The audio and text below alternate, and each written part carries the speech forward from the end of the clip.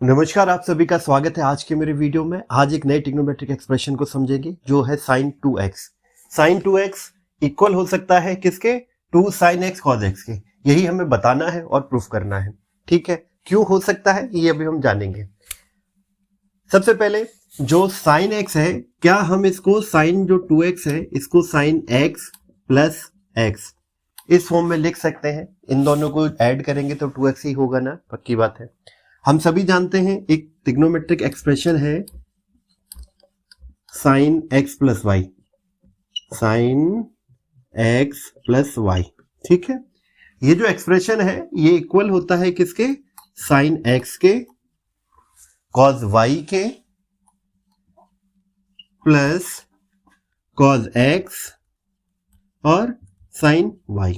ठीक है, अभी ऊपर जो केस दे रखा है कि sin x प्लस x, इसके हिसाब से अगर हम इस चीज को एक्सप्रेशन को यूज करेंगे तो y की जगह हमें x ही प्रोवाइड है। इसी एक्सप्रेशन का यूज करके हम इस इक्वेशन को लिखने वाले हैं। ठीक है, तो हम क्या कर लिख सकते हैं, यहां और लिख देते हैं, देन वी गेट, हमें क्या रिजल्ट मिलेगा? हमें मिलेगा sin x plus x equal हो जाएगा sin x के cos x के प्लस cos x और sin x। ठीक बात है। अच्छा, इनको हम जब सिंप्लीफाई करेंगे तो क्या आ जाएगा? sin x cos x, फिर क्या है? cos x sin x, यानी कि sin x cos x plus sin x cos x। कितना हो गया ये? 2 sin x cos x। हमें यही प्रूफ करना था और हमने कर दिया। और इसको अगर आप समझेंगे तो ये हमारा क्या है? sin 2x है।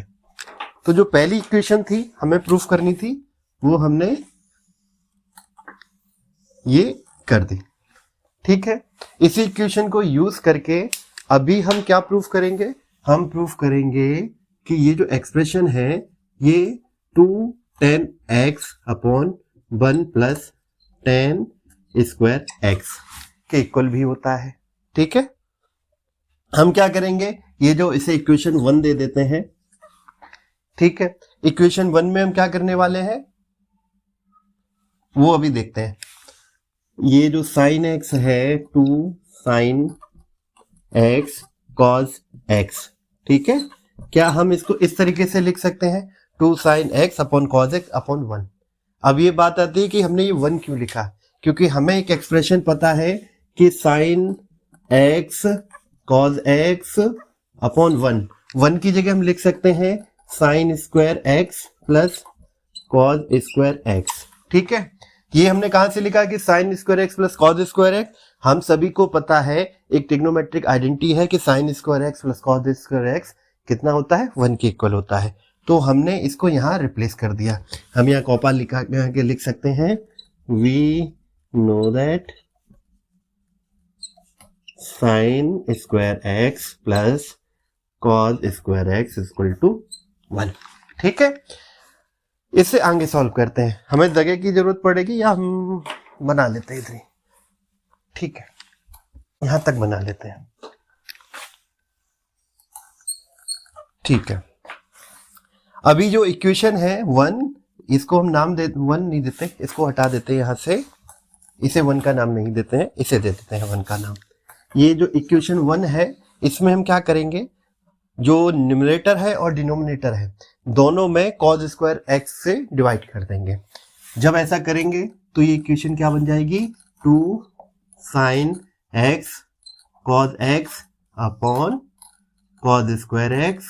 ठीक है, और sin square x plus cos square x, ये दोनों तरफ हमने cos स्क्वायर x से डिवाइड कर दिया, cos स्क्वायर x से। जब ऐसा हम करेंगे तो क्या होगा, ये जो टर्म है ये 1 टाइम रह जाएगा। ठीक है, यानी कि अगर हम इसको सिंप्लीफाई करेंगे तो ये क्या हो जाएगा? ये हो जाएगा 2 sin x upon cos x बचेगा, cos x, एक cos x हट जाएगा यहाँ से, और ये हमारा बन जाएगा tan स्क्वायर x। कैसे? tan स्क्वायर x क्या होता है? Sine x upon cos x. तो sine square x upon cos square x क्या हो जाएगा, टेन स्क्वायर एक्स। ठीक बात है। और ये जो टर्म है ये cause square x upon cos square x ये हमारा न्यूट्रलाइज हो जाएगा। ठीक बात है। तो ये क्या हो जाएगा आपका 1 के इक्वल हो जाएगा। यानी कि ये जो टर्म है sign square x upon cos square x ये क्या हो जाएगा, ये हमारा हो जाएगा 10x हो जाएगा। और ये क्या रहेगा, इसको हम रीअरेंज कर देते हैं 1 प्लस टेन स्क्वायर एक्स। यही हमें प्रूव करना था और हमने ये अपना डन कर दिया। ठीक है। मगर ये जो स्टेटमेंट है ये कंडीशनल स्टेटमेंट है। ठीक है। मैंने आप सभी को पहले भी बताया सिंप्लीफाई एक तरीका है जिससे ये रिमेंबर किया जा सकता है कि कंडीशन क्या है।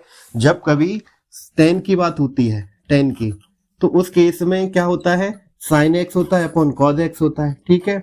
अगर कॉज एक्स की वैल्यू किसी भी तरीके से 0 होगी तो जो एक्सप्रेशन 10 के फॉर्म में है वो अनडिफाइंड हो जाता है।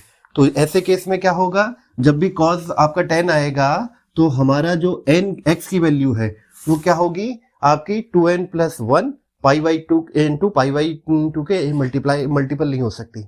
ऐसा क्यों होता है, क्योंकि जब भी ये ऑड मल्टीपल होगी तो कॉस की वैल्यू क्या होगी, 0 हो जाएगी। ठीक है। मैं इरेज करके थोड़ा सा समझा देता हूं इस बात को मैं क्या कहना चाहता हूं।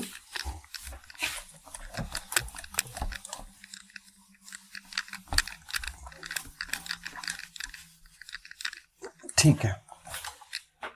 ये जो एक्सप्रेशन है ये आपका 2n plus 1 into pi by 2 यानी कि जो x की वैल्यू है वो इसके इक्वल नहीं हो सकती। ऐसा क्यों, या मैं इसको एक अदर भाषा में कह सकता हूं कि जो x की वैल्यू है वो पाई बाई 2 के ऑड मल्टीपल के इक्वल नहीं होगी। जब भी x की वैल्यू पाई बाई 2 के ऑड मल्टीपल के इक्वल होगी तो जो ये टर्म है 10 वाला ये अनडिफाइंड हो जाता है, क्योंकि 10 का जो फॉर्म होता है वो होता है sine x upon cos x. ठीक है। अगर कॉज एक्स किसी भी तरीके से 0 हो गया तो ये जो 10 का एक्सप्रेशन है ये अनडिफाइंड हो जाएगा। तो हम इस एक्सप्रेशन को तभी वैलिड कह सकते हैं जब हम इसमें से वो सारी x की वैल्यू को हटा दें जिसके लिए कॉज 0 हो जाता है। ठीक है। ये यहीं तक सीमित कर देते हैं इस वीडियो को। अगले वीडियो में नई ट्रिग्नोमेट्रिक आइडेंटिटी को प्रूफ करेंगे। उम्मीद है ये वीडियो आपको अच्छा लगा होगा। अगर किसी तरह का डाउट है तो आप कमेंट कर सकते हैं। नई वीडियो में फिर मिलेंगे एक नई ट्रिग्नोमेट्रिक आइडेंटिटी के साथ। धन्यवाद। चैनल अच्छा लगता है सब्सक्राइब कीजिए, शेयर कीजिए।